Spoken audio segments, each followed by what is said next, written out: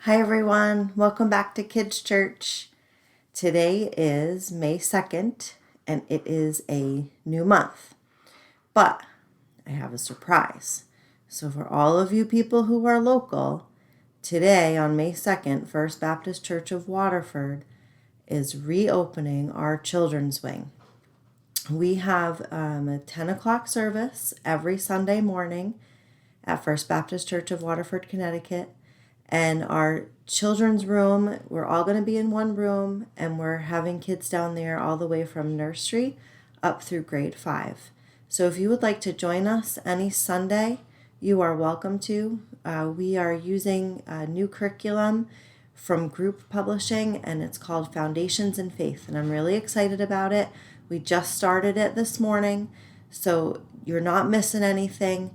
Please come and join us. And if you have any questions about our church or need more information, please look us up at First Baptist Church of Waterford, Connecticut, and we'll be happy to help you. So because we're reopening our children's wing, and actually today we're on the very last story of the Jesus Storybook Bible, which we've been going through for almost a year now. So today is my last video for you guys of the Jesus Storybook Bible. I'm going to stick with the same verse that we did in April. So if you haven't told me your verse in April, you can still call me anytime in the month of May to do your verse for April or May. We are going to continue memorizing a verse a month in Kids Church at First Baptist Church of Waterford. So please come out and keep memorizing verses and go deeper in the Bible as we go through this new curriculum called Foundations in Faith. All right, so here's our verse. For everyone who calls on the name of the Lord will be saved. Romans 10, verse 13. For everyone who calls on the name of the Lord will be saved. Romans 10, verse 13. Okay, like I said, this is our last story for the Jesus Storybook Bible. And it's called A Dream of Heaven. And it says, John sees into the future. And it's taken from Revelation chapters 1, 5, 21, and 22. John was one of Jesus' helpers. He was old now and living on an island, which might sound nice, except it was a prison. The leaders put him there to stop him from talking about Jesus. But I'm sure you don't think a little thing like being in a cell, in a prison, on an island, in the middle of an ocean could stop God's plan, do you? One morning, Jesus appeared, right there, in John's cell. Jesus' eyes were bright, shining like the sun. I am going to show you a secret, John, Jesus said, about when I come back. His voice was like the sound of rushing waters. Write down what you see so God's children can read it and wait with happy excitement. Then Jesus gave John a beautiful dream, except John was wide awake, and what he saw was real, and one day would all come true. So there's the picture. You can see the island right up here. The prison, that building, that tall building, that's where John was in prison. I see a throne, and on the throne is a king, and the king is Jesus. All around the throne, people are bowing down. They are giving him their treasures. There are loud cheers and clapping and bright laughter like 1,000 waterfalls, and everyone bursts out singing a new song. This is our King, the Lamb who died, so we don't have to, our rescuer. All honor and glory, forever and ever, and every creature everywhere, in heaven and on earth, and under the earth, and in the sea joins in. And then, from all around, a wide, immense, beautiful silence. And I see Satan, God's horrible enemy, thrown down, defeated. And here's the picture. You can see Jesus there sitting on what we call a throne, on a chair, and there's people and animals bowing down all around him. I see a sparkling city, shimmering in the sky, glittering, glowing, coming down from heaven and from the sky. Heaven is coming to earth. God's city is beautiful. Walls of topaz, jasper, sapphire, wide streets paved with gold, gleaming pearl gates that are never locked shut. Where's the sun? Where's the moon? They aren't needed anymore. God is all the light people need. No more darkness, no more night. And the king says, look, God and his children are together again. No more running away or hiding. No more crying or being lonely or afraid. No more being sick or dying. Because all those things are gone. Yes, they're gone forever. Everything sad has come untrue.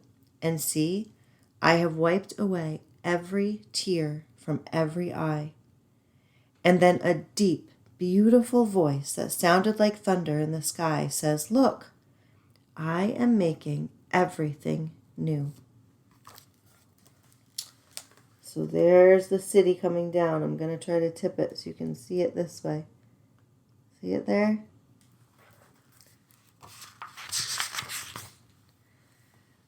It was hard to squeeze all that John saw into words and fit it onto a page and cram it into a book. All the words on all the pages of all the books in all the world would never be enough. I am the beginning, Jesus said, and the ending. One day, John knew, heaven would come down and mend God's broken world and make it our true, perfect home once again. And he knew, in some mysterious way that would be hard to explain, that everything was going to be more wonderful for once having been so sad. And he knew that the ending of the story was going to be so great it would make all the sadness and tears and everything seem like just a shadow that is chased away by the morning sun. I'm on my way, Jesus said. I'll be there soon. John came to the end of his book, but he didn't write the end, because of course that's how stories finish. And this one's not over yet. So instead he wrote, Come quickly, Jesus, which perhaps is really just another way of saying to be continued. There's a picture there of John writing everything he saw while he was in prison. So it's really important to remember that Jesus is coming back. And that our story is not over because Jesus hasn't come back yet. After he died and rose again, he made a promise that he was going to come back and save the world. And so as Christians, we are waiting for that time. And that's why John wrote, to be continued, and come quickly, Jesus. Because we want heaven. Earth, what we're living in now, there are good times and there are bad times. But when we're in heaven, there are no more bad times. It's all just good times. I have one more thing to read to you. It's the very last page of the book, and it's a paraphrase from the book of John, chapter 1, verses 12 and 13. For anyone who says yes to Jesus, for anyone who believes what Jesus said, for anyone who will just reach out and take it, then God will give them this wonderful gift. To be born into a whole new life, to be who they really are, who God always made them to be, to their own true selves, God's dear child. Because you see, the most wonderful thing about this story is it's your story too. So that's really important to remember, that Jesus just wants you to believe in him. He wants you to be in your heart. And he wants to walk beside you in life with you.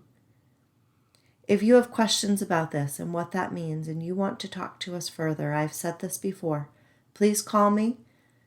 You can also call First Baptist Church of Waterford, Connecticut, and Mrs. Ledestri can get you in touch with Pastor Michael, and Pastor Michael will be happy to talk to you as well.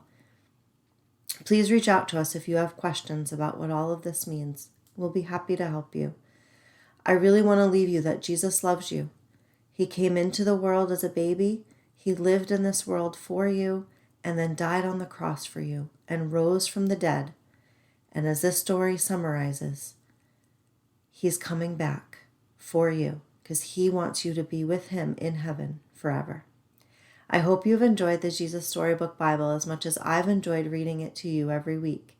I'm going to do our verse one more time. For everyone who calls on the name of the Lord will be saved. Romans 10, verse 13. I hope to see some of you at First Baptist Church of Waterford, Connecticut every Sunday morning, 10 o'clock. Come and be ready to learn more about Jesus with our new curriculum, Foundations in Faith. Thank you so much for listening, everyone. Have a great day. Bye-bye.